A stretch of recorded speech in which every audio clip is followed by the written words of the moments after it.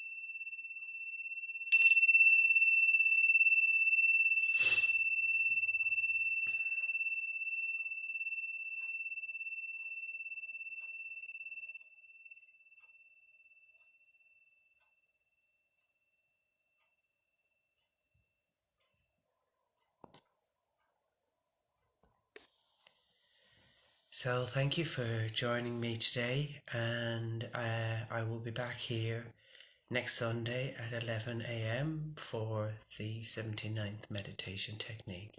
Have a lovely day. Bye bye.